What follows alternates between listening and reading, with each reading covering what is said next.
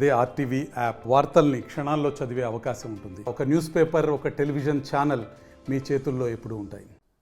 రాష్ట్రంలో వాతావరణంలో పలు మార్పులు అయితే చోటు చేసుకుంటున్నాయి. ఇది ఎండాకాలం కావడంతో పూర్తిగా 2 రోజుల నుంచి ఉష్ణోగ్రతలు అయితే తగ్గుతూ వచ్చాయి. అసలు ఇదంతా మనతో మాట్లాడేందుకు విశాఖ తుఫాన్ హెచ్చరికల కేంద్రం డైరెక్టర్ సునంద మేడం గారు. మేడం చెప్పండి, ఏ విధంగా చూడొచ్చు? 2 రోజులుగా విశాఖలో టెంపరేచర్స్ తగ్గుతున్నాయి. స్టేట్ వైడ్ కూడా ఇదే పరిస్థితి ఉంది. సో ఏ విధంగా చూడొచ్చు రాష్ట్రంలో? ఎస్, రానున్న 2 రోజుల్లో కూడాను టెంపరేచర్స్ ఏదైతే అత్యధిక ఉష్ణోగ్రతలు ఎంతవరకు కొనసాగుతూ వచ్చాయో ఇవన్నీ కూడా తగ్గడానికి అవకాశం ఉంది. ఈరోజు కూడాను మనకి జార్ఖండ్ నుంచి నార్త్ కోస్టల్ ఆంధ్రప్రదేశ్ వరకు కూడాను ఒక ఉపరితల ద్రోణి అనేది కొనసాగుతూ ఉంది. దీని ప్రభావంతో ఈవెన్ ఇప్పటికే శ్రీకాకుళం జిల్లాలో అంటే తీరం వెంబడి ఉన్న ప్రాంతాల్లో తండస్టం ఉరుములు మెరుపులతో కూడిన జల్లులు ఉండడానికి అవకాశం ఉంది. అలాగే ఈ ప్రభావం అనేది ఇంకా రానున్న 2 రోజుల్లో కూడా మరింత పెరిగి ఇక్కడ టెంపరేచర్స్ అన్నీ కూడా తగ్గుతాయి. అంటే ప్రస్తుతానికి ఇది చూస్తే సమ్మర్ మేడం, ఈ టైంలో టెంపరేచర్స్ ఎక్కువ ఉండాలని ఇప్పుడు తగ్గడానికి కారణం ఏంటి? ఎందుకు మీరు అక్కడక్కడ జల్లులు పడతాయి అంటున్నారు? ఎస్, ఉపరితల ద్రోణి ఎప్పుడైతే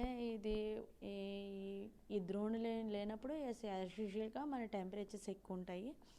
బట్ ఈరోజు అయితే చూసుకున్నట్లయితే ఈ యొక్క ద్రోణి ప్రభావంతో కొంచెం టెంపరేచర్స్ తగ్గుతాయి. నాట్ ఓన్లీ మన నార్త్ కోస్టల్ ఆంధ్రప్రదేశ్లోనే కాకుండా రానున్న 2 రోజుల్లో కోస్తా ఆంధ్రాలో ఉన్నటువంటి అన్ని జిల్లాల్లోనూ టెంపరేచర్స్ తగ్గుతాయి.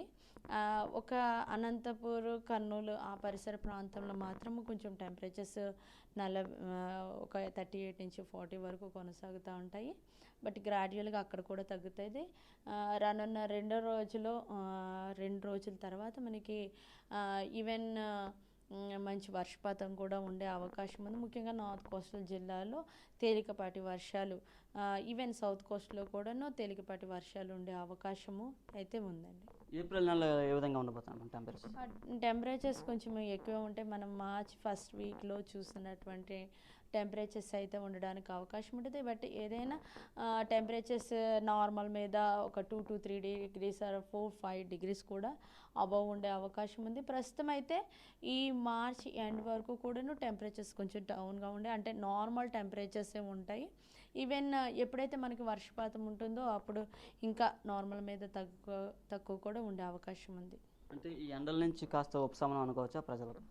ఎస్, ఈ యొక్క 2-3 days కమింగ్ 2-3 days కూడాను మనకి టెంపరేచర్ ఏదైతే అధిక ఉష్ణోగ్రత ఉందో అది కొంచెం తగ్గుతుంది.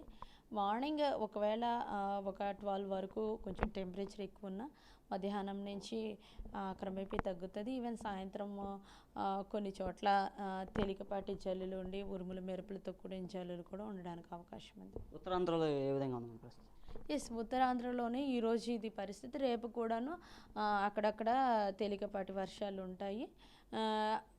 బట్ 3rd day రోజు మాత్రం ఇంకొంచెం ఎక్కువ ఉండి మొత్తము విస్తారంగా వర్షాలు ఉండే అవకాశం ఉంది. తేలిక వర్షాలే. ఈ 3 రోజులు చూసుకుంటే ఒక్కపోత కూడా పెద్దగా లేనట్టుగా ఉంది. ఏ విధంగా చూడచ్చు?